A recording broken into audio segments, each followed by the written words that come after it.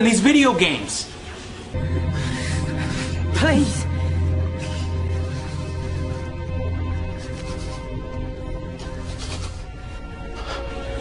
It's enough to break even the world's most powerful wizard. None of the Harry Potter intrigue, mystery, or thriller elements are in these games at all. You don't learn anything more about the lore. You don't get any cool tidbits of backstory. The collectibles are shit. And you don't learn any new or interesting spells not seen in the films. Nothing! Without any worthwhile content in the game, it's a complete waste of time. Worse than that, it's torture. I'd rather eat all the nastiest flavored Harry Potter jelly beans. Like dirt, soap, earthworm, rotten eggs, and worst of all, boogers. I'd rather eat 10 booger flavored jelly beans than play this game, and I'd like it. Bertie Bott's every flavor beans. I was most unfortunate in my youth to come across a vomit-flavored one. And since then, I'm afraid, I've lost my liking for them. But I think I could be safe with a nice toffee.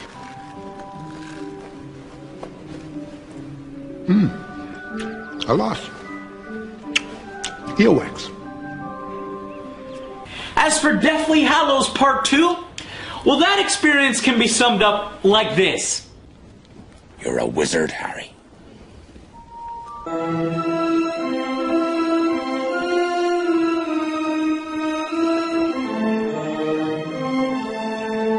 I shit you not. Immediately after I turned it on, I beat the game. I'm not joking.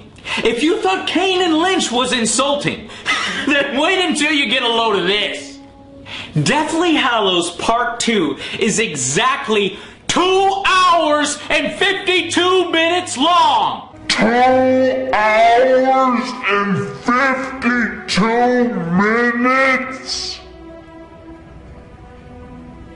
For $49.99? Are you fucking insane? That is only about 20 minutes longer than the actual movie itself.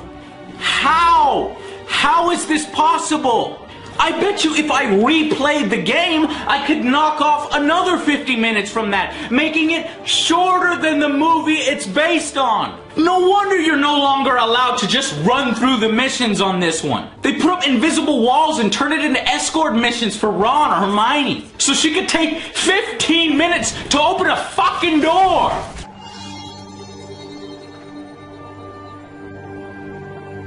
I'm worried about Hogwarts. And it must be horrible with Snape as headmaster.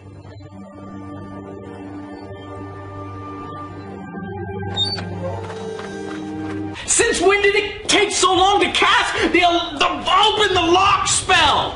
You are the worst witch ever! God! Hurry up! Working. Cover me, Harry, while I try to open it. Anyway, Deathly Hallows Part 2 makes more sense than most for a video game, with the whole wizard war and the climactic battle with Lord you-know-who.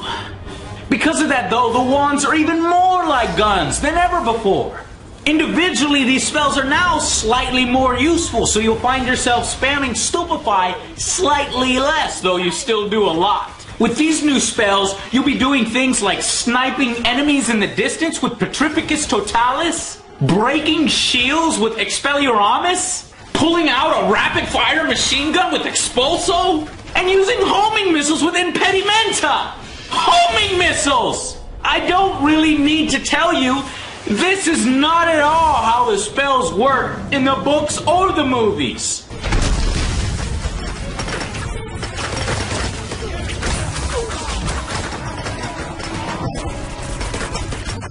Harry Potter's here!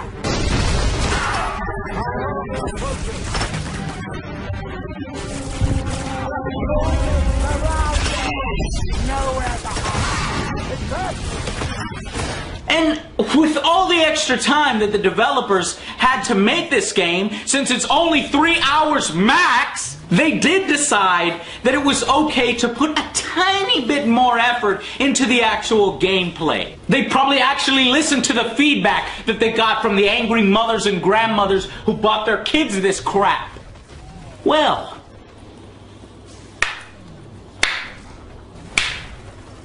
good for you. That's what you're supposed to do.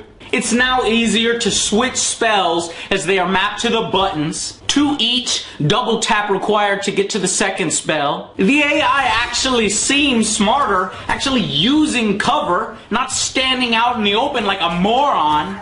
And now because magic now mimics modern ballistic weapons, which is fucking bullshit, the individual spells are slightly more useful in the way they designed this particular game.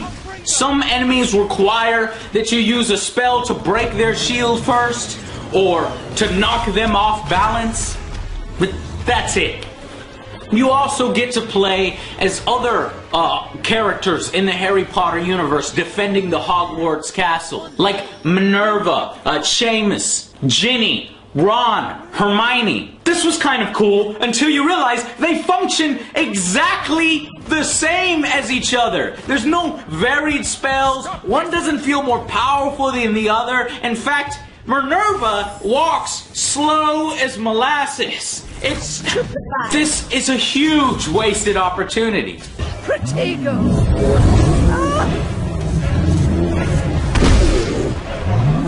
Confringo! You will not set foot in Hogwarts! Like I said before, they fixed the fact from part 1 where you can run through the levels here in part 2. I doubt they did this for good intentioned reasons, but instead to pad out the game so that it isn't quite so embarrassingly short. Come on, Ron. I'm doing my best.